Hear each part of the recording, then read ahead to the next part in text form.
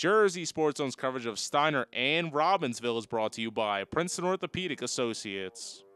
Baseball season in full effect from Hamilton. Robbinsville making the trip for a divisional showdown with Steinert. Spartans' only loss of the season so far has been to number 1 ranked Del Barton. With 1 out in the bottom of the first, CJ Pitaro hits a roller to the first baseman. Joey Sacco comes around from third to score, and Steinert jumps out to a 1-0 lead at the end of the first. Top of the fourth, Tyler Lehman of Robbinsville returns the favor. With a runner on second and no outs, hits it to left, and just keeps it fair as the Ravens are going to tie it up. Top of the fifth, we're still knotted up at 1. Shane Martin gets a piece of one, and that's going to be an RBI for him. Following a bases-loaded walk, Robbinsville going to take a 3-2 lead at the end of the inning. CJ Pitaro pulling through once again for Steinert in the bottom of the fifth. Rips it just past the second baseman. Brady Plunkett comes around, and we're tied up again at 3-3 at the end of the fifth. Bottom of the sixth, we still remain tied.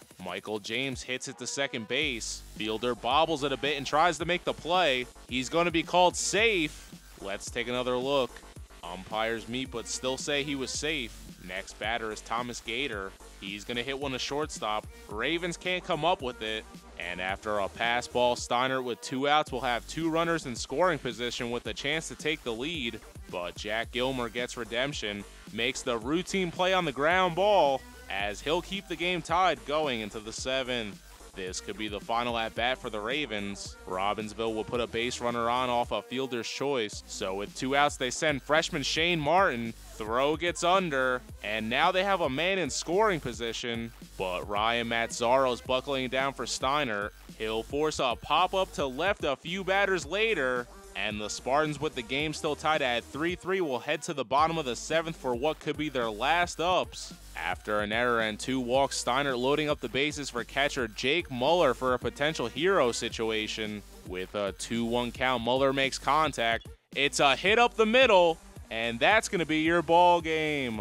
4-3 is your final from Hamilton. Steinert battling back to take down their division rival. Several lead changes in this one, but in the end, the Spartans prevail thanks to Jake Muller's walk-off single. As mentioned earlier, Steinert's only loss was to number 1 Del Barton. They make a good case for possibly the best team in the Colonial Valley Conference. Spartans now 4-1. They will take on Hopewell Valley next. Robbinsville not giving an inch. They controlled the tempo for most of the game, and despite the loss, this young team showing lots of promise. Tyler Lehman picks up a pair of hits and 2 ribbies on the day. Ravens now 1-4, and will take on Lawrence next. Afterwards, we caught up with Muller the Mauler on his clutch game-winning hit. It's a big win. Back-to-back games against Robbinsville. They played us good both times, but coming up clutch in the 7th, so it was fun.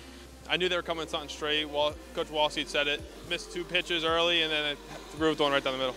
I'm Neri Rodriguez, and you already know, it's Jersey Sports Zone. Want to see highlights and features from your favorite school? Jersey Sports Zone is entirely supported by our great sponsors. Email marketing@jerseysportszone.com to get your business in front of our loyal audience and highlights from your hometown.